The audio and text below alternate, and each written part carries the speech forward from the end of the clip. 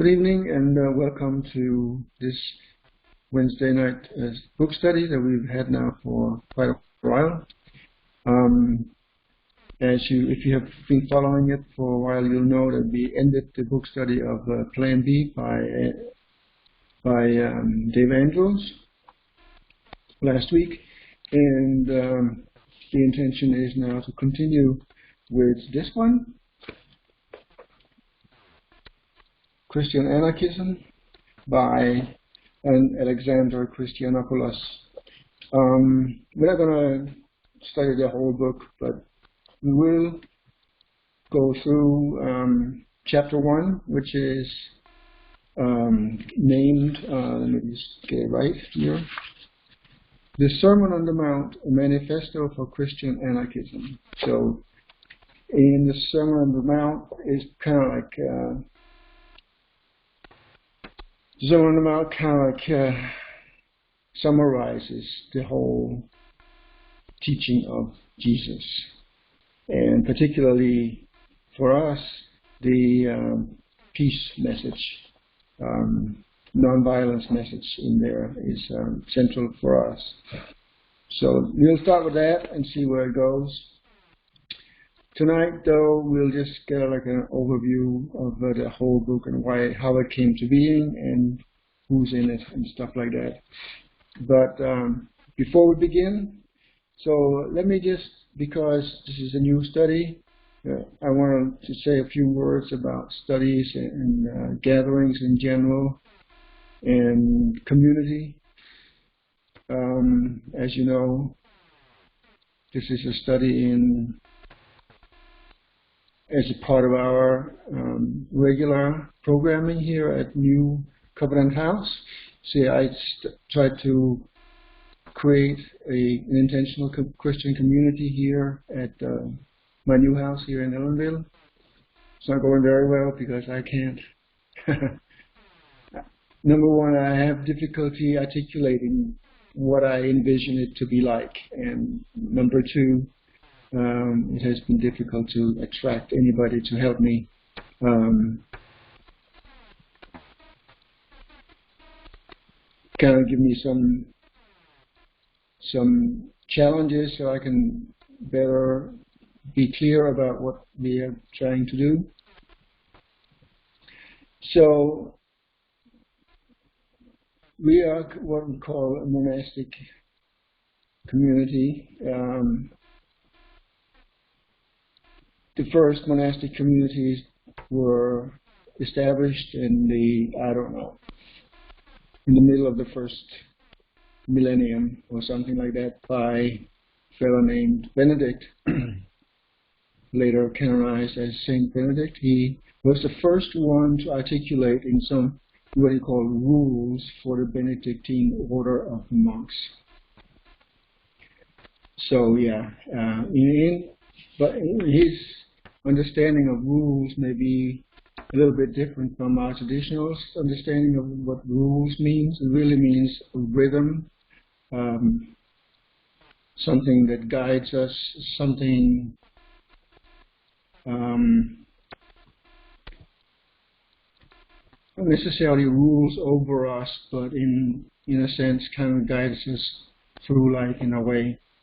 So one of the rules that we have here is that we will do some kind of book study or scripture study here on Wednesday nights at 7 o'clock, and I intend to keep doing that for as long as I feel it is the right thing to do. And on Tuesdays we have another rule, which is we get together to talk about what it means to live in community with one another. So, a little bit about that, and then I just wanted to let you know that today I got a message from one of the organizations that organize intentional communities like ours, that the listing that I had created to be listed on their website, on their system, was rejected because we only except Christians. Well, it's not really true that we do that, but if you are otherwise follow the rules that we have here, then I don't know if anybody could be here, I suppose, but they're saying that with that requirement, we are discriminating against all other we're discriminating based on religion, which is against the law, federal law, state law. So if we want to do that, then we have to submit some kind of proof that we are, in fact, a monastic order. And I'm kind of allergic to that because nobody should really decide for us how we should live or what we should be doing or who we should be associating with. So I have chosen at this point to not do that. It's not because it's a lot of work to do, this unnecessary work, but because it kind of like flies in the face of what we're trying to do here. So I'm going to make some kind of post on the New Covenant House Facebook web page tomorrow. But in the meantime, please pray with me to kind of like give me some guidance about how to respond to that situation. Yep. So with all that said, let's get into the book. So the book is written by a fellow named Alexander Christianopoulos. And the one I have here is the abridged version, which is like an abbreviation of the original. There's another one that's a hardcover. It's also kind of expensive, so I didn't get that, but I do have the Kindle version, but I thought it was impractical to use the Kindle version in this study, so I got myself the abridged version. I would recommend that if you can afford it, to get either the Kindle version, which is like $16, I think, and or the hardcover copy, if you're really into it, which is like $65 or something like that. So it's not cheap, but it's extremely good. So Alexander Christianopoulos is a professor at I believe at a university in England, and he wrote his doctoral thesis on Christian anarchism, and that's how the book started. And I think I have a link in the invitation to this study to a print version of the first chapter, the one we're going to be studying today, in the next few weeks, of that original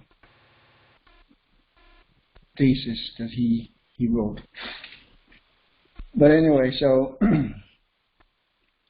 today we're just going to look at a few things from the introduction, which is actually an extremely well-written, the whole book is actually well-written, and it's easy enough to understand most of it for most people, I would think, even though it's kind of a scholarly work, which is unusual. So the introduction here, I want to read a couple of sentences from it because it kind of like nails it down very well. So for most people, Christianity and anarchism in the same sentence is kind of like a what? Oil and water.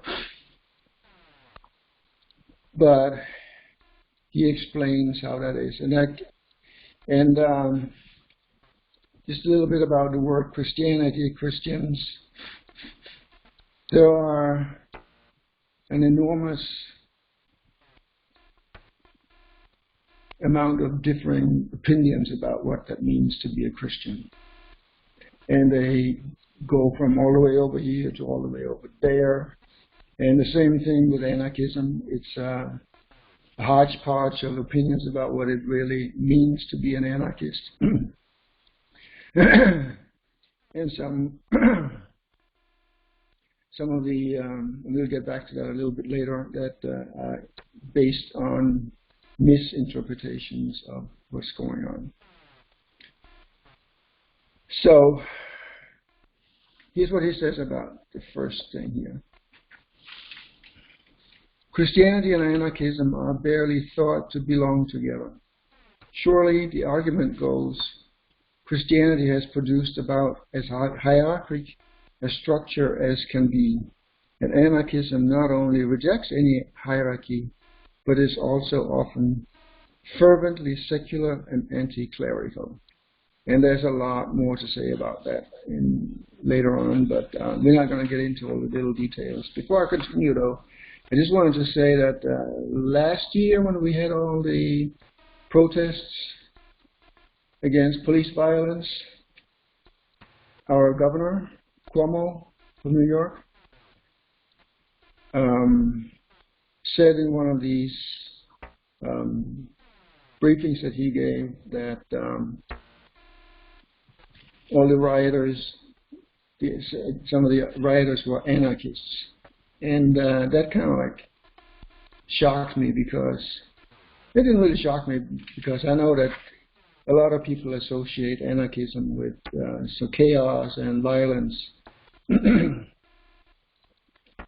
But we'll see in this study that that is far from the truth. So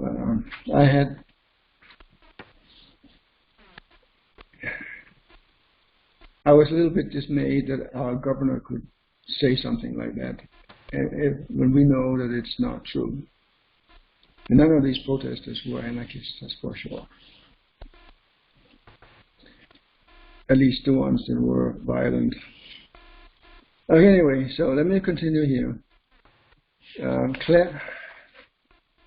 Ciaran, I don't know if that's right. Ciaran O'Reilly warns, however, that Christian anarchism is not an attempt, and as he quote, is not an attempt to synthesize two systems of thoughts, end quote, that are hopelessly incompatible, but rather a realization that the premise of anarchism is inherent in Christianity and the message of the Gospels, end quote.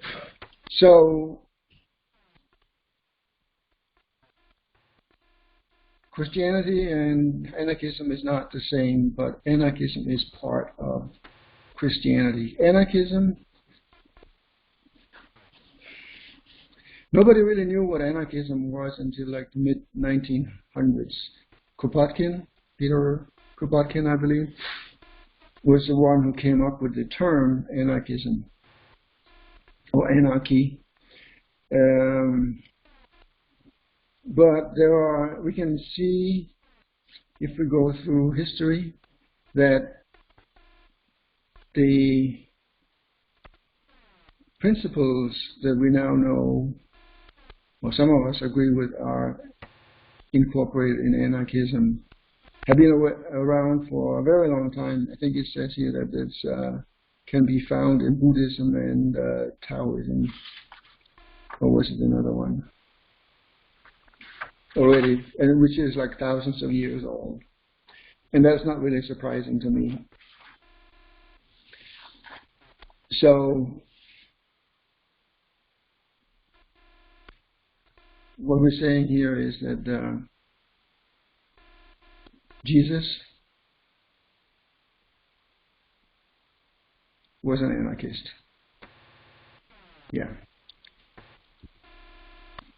His message is clearly anarchist, even if he may not recognize it as anarchist, because the term didn't even exist when he was around, but the ideas are inside Christianity, the message that he gave us. So it continues, for Christian anarchists, Jesus' teaching implies a critique of the state and an honest and consistent application of Christianity would lead to a stateless society. Yeah. And an honest and consistent... From this perspective, it is actually the notion of a Christian state that, just like hot ice is a contradiction in terms, an oxymoron. Christian anarchism, therefore, is not about forcing together two very different systems of thought. It is about pursuing the radical political implication of Christianity to the fullest extent. So, nobody is saying that Christianity and anarchism is the same. But what they're saying is that if you follow Christ's teachings to the fullest,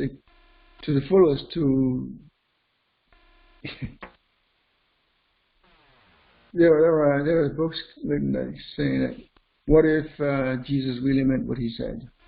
So if you follow that completely the way he intended it to be, then you will end up with anarchism. Right? So it is about pursuing the radical political implications of Christianity to the fullest extent. So we're not going to read a whole lot of stuff here, but I just wanted to say that many anarchists are totally against religion, or it's atheist. Some say that anarchism is inherently atheist. And sure enough, religion is probably one of the most hierarchical. Christianity in particular is very hierarchical, the way it turned out to be, not the way it was intended to be from the beginning. And so when Jesus talks about, when you can, some people also regard Christianity as patriarchal, and it is, except that Jesus' concept of patriarch is way different than most secular people's concept of patriarchy. So yeah. Secular people will see a patriarch as somebody who's a master, who rules over somebody else. But that's not the kind of father Jesus is talking about in the Lord's Prayer. When he says, "Our Father," he means a loving and the Creator. The book here has a whole list of all the things that God is. So it's really, when anarchists reject Christianity, it's because they do not understand Christianity. Right? So it's just a little bit about where he's coming from.